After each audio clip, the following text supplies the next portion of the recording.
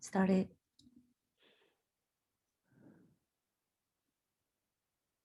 All right. Is that sharing? Just the one Yeah, screen? you can see it. All right. Excellent. Okay, so hello, welcome. This is the SIG storage weekly meeting for volume populators. I'll start off with a status on where things are. Last week we had talked about making changes to some of our dependencies to try to. I've been, responding to code review comments, and a lot of the code review comments were updating versions of stuff, and so we went in deep last week on exactly how we're building a lot of the auto-generated code, because that has some awkward dependency structures. And so what I've done is removed all of the dependencies on kates.io/code generator. And now we're only using controller gen from the KubeBuilder project.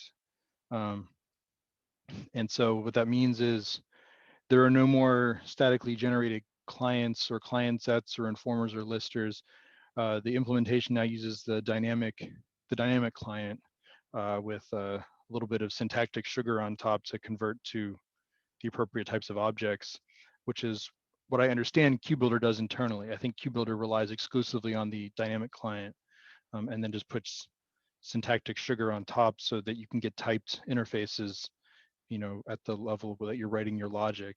So I didn't actually use the rest of KubeBuilder yet. I'm still planning on doing a deeper investigation to KubeBuilder and seeing if we can replace more code with KubeBuilder. But I think removing the entire dependency on kates.io/code generator is a win, because less dependencies is always better. And so I plan on committing this change and going to release the alpha with this current version of the code that I have, and then following up with an even deeper investigation into KubeBuilder to see if it can make things smaller or more convenient. The main thing is both of these projects are so small in terms of lines of code that it's not clear that KubeBuilder would make them any smaller. It might make them a lot larger, and that would not be good. So my cost benefit analysis is, KubeBuilder is a win only if it makes things smaller and simpler rather than larger. And so far, the switching to dynamic client definitely shrunk things, so that was good. Yeah, that sounds good to me. Okay. Yeah, any questions about that? Anyone want to see any of that code? I haven't actually pushed the PR yet, so it's still sitting in a repo on my machine. I was testing it as recently as yesterday to make sure that I didn't break anything. And it seems to be solid, so I can safely push it. I just didn't have time to push it this morning. All right, if everyone's cool with that, that sounds good. I don't suppose, Saad, you were ever able to review these two repos and the code in them? I have not, no. Okay. Shing, did you review the other repo, the volume? Not yet. So, okay, so let me actually get to those. Okay. Yeah, I saw you had a lot of comments on the first data source one. validator lib, and those were great. Okay. The data source validator controller. But yeah, I'm still waiting for code reviews on the other ones. Okay, sure. But I'm going to push towards, getting them in shape with Prow and doing and release tools and doing the releases as soon as possible. It's just week by week at this point when I find time. The other thing I wanted to talk about is as we go into 122, the plan is to move to beta, which means merging my updated KEP, which is still floating out there. I probably need to refresh it or rebase it, and getting the approvals from Tim and whoever else. So do you guys know if the schedule for 122 is published yet? I have not seen that. I think it's, I know they're still arguing about 3 weeks versus 4 weeks. Yeah, is that one? I don't know if that one is merged yet. Yeah. So that probably will affect the schedule. I suspect they are going to move to 4 months, and I suspect that'll work in my favor because it'll relax all the timelines. But yeah, that seems to be, most people seems to like that. Well, I mean, it's nice in that it's a more luxurious schedule for developers, but it ultimately means you get less chances to push code out every year. Every time you make a release slower, you increase the penalty for missing a release. Right, but I think actually, I think user probably like that actually. I don't think they can catch up with many releases.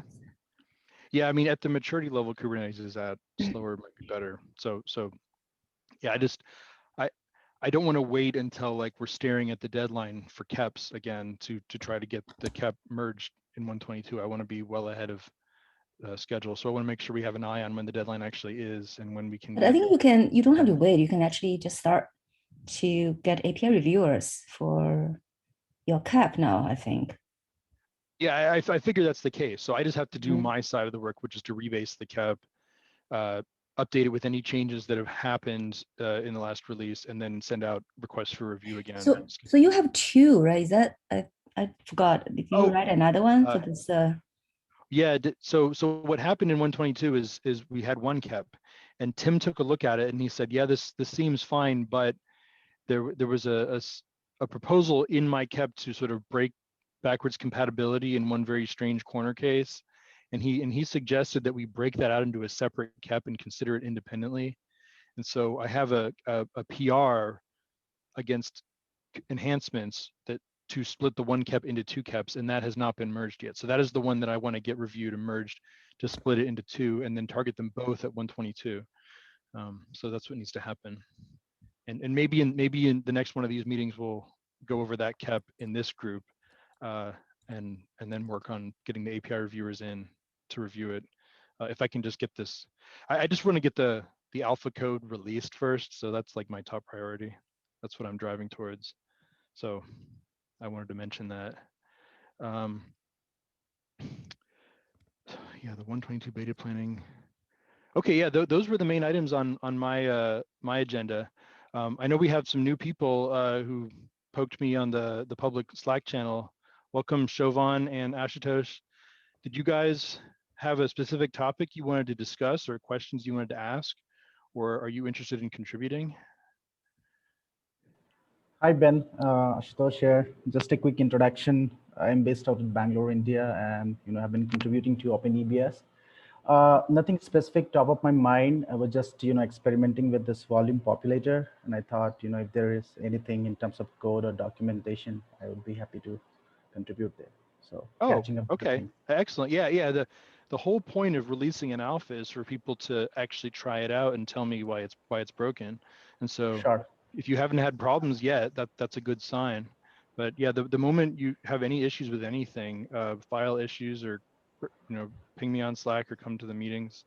And yeah, if you want to maybe help with, I'm thinking about documentation. We need some README files that are very clear in these repos that explain how to use it.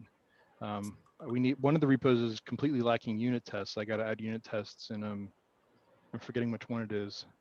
I think it might be the data source validator needs unit tests. And if you know anything at all about CSI release tools, you can come help me, because that's my biggest pain point right now. Is I haven't been able to talk to Patrick yet about why I can't get release tools to behave properly. But that's the next thing on my agenda after. Hey Ben, you actually, if you submit some, let's say, work in progress PR with the problems, then you just assign that to Patrick, asking to take a look. I think he will take a look if you pin him there on your PR. That's not a bad idea. Yeah. So you mean like update release tools to the latest and then demonstrate that it, well, try it on your repo, right? How do you demo the problem on the release tool repo? You have the problem on your repo, right? So you show the problem and then ask him there if if you couldn't find him, if you don't have time to ping him directly, you can just ask him directly on the PR. Okay. Yeah, that's a good idea. Yeah, given that we don't have any sort of automated builds with Prow, PRs that get pushed, nothing happens. So yeah. But how did you demonstrate your problem? I would have to do it on my. That's what I was saying. Like, there's a chicken and egg here with getting. But you can just so you can just like so you're saying you can, if you just use the instructions, right? You basically get all the latest update from release tools, and then you're saying the problem is what you cannot. And then you run make, and it blows up horribly with errors about so maybe, failing yeah, integrated maybe you can just directories. show that you pull those changes into a PR, and then just explain in the PR what the problem you are running into, and then CC him just to have him to take a look. Maybe he, maybe he will know right away. Yeah, do you know where Patrick is based? What time zone he's in? It's in Germany. Okay, so he's earlier than the rest of us. Okay. Yeah, but I mean, yeah, so your morning time would be good. Yeah, morning time would be a good time to reach him. Okay. Yeah, I like those suggestions. I just I need to spend more time actually working on the release tools piece. I spent a lot of last week doing all the conversion from Kates.io code generator to controller gen. So now all the deep copy functions are being generated by controller gen instead of the code generator, and then removing the dependency, and then I had to update everything to use the dynamic client, and that was a lot of coding work, but I can get back to the release stuff this week.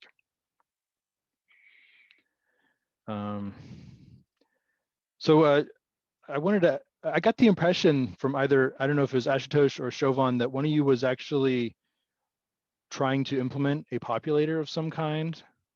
Did you want to talk at all about what you had in mind for a use case?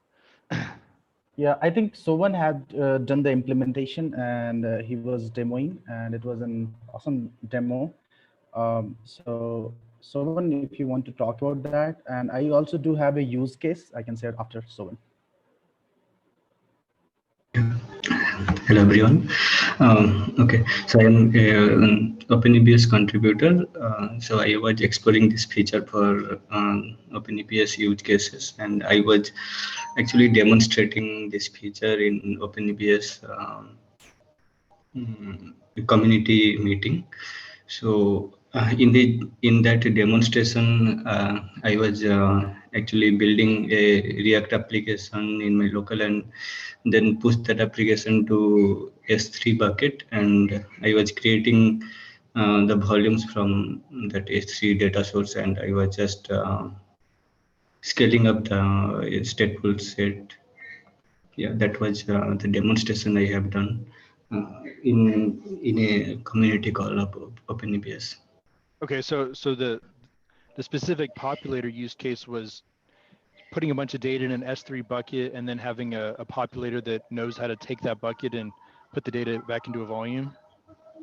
Yeah, yes. Okay. Yes. Okay. And is that implementation submitted anywhere open source? So till now it is in my GitHub handle. So I have pushed the stuffs in my GitHub handle. So I am planning to write a blog around it. I may or my company may post a blog on that topic.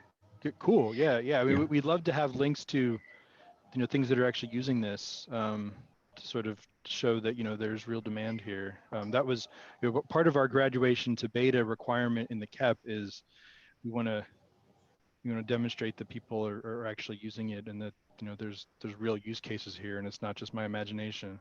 So that's helpful. Right, and the use case that I have been looking into, Ben, is like we are deploying in Postgres and ClickHouse database, and these two databases actually, when they start up for the first time, they actually need a lot of pre-filled data to be pushed into the disk. So it is just some CVE notification stuff, that the backend used to generate some CVE alerts.